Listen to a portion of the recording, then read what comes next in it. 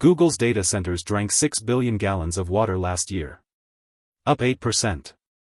Microsoft is up 87% since 2020. Training GPT-3 alone burned through 700,000 liters of fresh water, on-site, in Iowa. AI is thirsty. Wall Street has finally noticed. But here's the part Wall Street is still missing, and it's the entire investment case.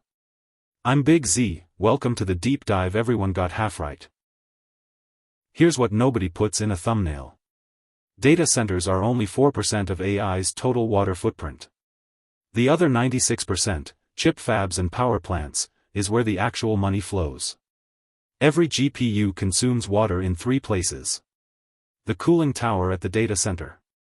The thermoelectric power plant generating its electricity. And, this is the underrated one, the chip fab that made it. TSMC alone uses 150,000 tons of ultrapure water per day per fab. So when the headlines say AI is drinking the planet dry, they're not wrong. They're just looking at the wrong 4%. The trade is upstream. U.S. data centers consumed roughly 17 billion gallons directly in 2023, plus another 211 billion through power generation. 12 times more upstream than on-site. Texas data centers used 49 billion gallons in 2025. Projected for 2030, 399 billion. An 8 times increase in 5 years. 2/3 of new U.S. data centers built since 2022 sat down in water-stressed regions. Phoenix has roughly 60 data centers using 177 million gallons a day. Loudoun County, Virginia, the world's largest data center cluster, saw potable water consumption rise 250% in 4 years.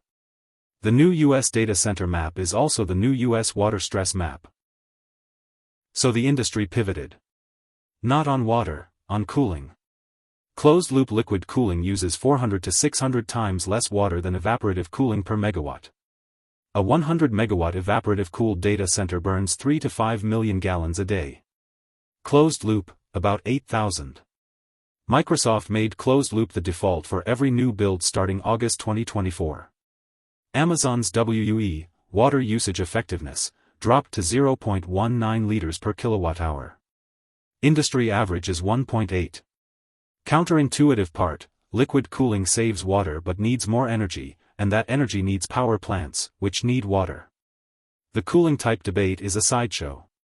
The real bottleneck is what cools the chips after they leave the foundry, and what makes the chips in the first place. That's where the dollars are. A modern semiconductor fab uses 10 million gallons of ultrapure water a day. Per fab. TSMC has dozens. Ultrapure water, UPW, is the most distilled industrial input on Earth. 16 processing stages. Reverse osmosis. Ion exchange. UV sterilization. Designed to be cleaner than the chip itself. The global UPW market hit $10.2 billion in 2025. 42% goes to semiconductors. The rest splits between pharma, power, and, increasingly, AI data center polishing loops. And here's the hidden champion almost no Western investor knows, Organo Corporation, ticker 6368 on the Tokyo Exchange. UPW system supplier to TSMC. Stock is up over 10 times in the last 3 years. Market cap roughly $4 billion. The biggest water AI stock on Earth is Japanese, and most US investors have never heard of it. Now the power side. Every megawatt-hour of thermoelectric electricity needs water for steam cycle and condenser cooling. AI data center load is forecast to add somewhere between 100 and 300 terawatt-hours of new US demand by 2030. That power needs cooling water. The new gas turbine fleet uses cooling towers, which evaporate water. Even nuclear, which is the cleanest base load, draws billions of gallons through condenser loops. Hyperscalers know this. Microsoft, Google, Meta, Amazon have all pledged water positive by 2030. Google's pledge is 120%, replenish more than they use. Marketing? Maybe. But the capital being deployed to hit those targets is real, and it lands on the supplier roster, not the hyperscaler P&L. 3 numbers to anchor. Cooling tower water treatment market, $6.23 billion in 2025, doubling to $12.16 billion by 2031. 11.8% compounded. Data center water treatment chemicals, $1.6 billion to $4 billion by 2034. 10.8% compounded. AI data center liquid cooling, North America alone, under $1 billion in 2025, growing to over $12 billion by 2034. 32.5% compounded annually. That is one of the steepest curves in industrial. The cooling tower water treatment market alone is nearly the size of the entire U.S. craft beer industry, and grows 3 times faster. 10 names. Ranked by direct AI exposure, not water utility regulation. Veralto, only public name with a dedicated direct-to-chip AI cooling product. Ecolab, paid 29 times EBITDA for CoolIT in March 2025. Modine, data center revenue $644 million, up 119%. SPXC, pure-play cooling tower, Olympus Max for AI. Vertiv, $9.5 billion backlog, Q4 orders up 252%. Xylem, world's largest pure-play water. Pentair, water cycling. DuPont, FilmTec membranes, spinning water as aquos in 2026. Organo and Kurita, the Japanese ultrapure water duo. The list is not water utility. Regulated water, American water, essential utilities, sits behind regulatory rate caps and grows with population, not GPUs. They're the wrong water trade for AI exposure. The right trade is industrial water treatment, cooling tower chemistry, ultrapure water systems, and direct-to-chip thermal management. Veralto spun out of Danaher in 2023. Most investors filed it as industrial diversified. It isn't. 60% of revenue is water quality. The Pall and ChemTreat brands sit inside it. In 2025, ChemTreat launched CTSolutions D2C, the industry's first dedicated direct-to-chip cooling water program for AI data centers. Liquid cooling needs ultra-clean dielectric fluid and conditioning chemistry to keep server cold plates from fouling. Veralto is the only public Western name selling that as a packaged solution today. $5.19 billion in revenue. $21 billion market cap. Margins north of 20%. This is the cleanest, least talked about AI infrastructure pure play on the public markets. In March 2025, Ecolab acquired CoolIT Systems, a Calgary direct-to-chip liquid cooling pioneer, for roughly $1 billion. 29 times next 12-month EBITDA. That multiple is venture capital pricing for an industrial buyer. Ecolab paid it because Nalco Water, Ecolab's industrial water treatment crown jewel, was already serving every major hyperscaler. CoolIT plugs in the cold plate. Ecolab now sells the entire stack, water treatment, cooling chemistry, and the liquid cooling hardware itself. The deal is the cleanest signal yet that water and AI cooling are merging into one product category. Wall Street treated the CoolIT deal as a tuck-in. It was the merger that defined the category.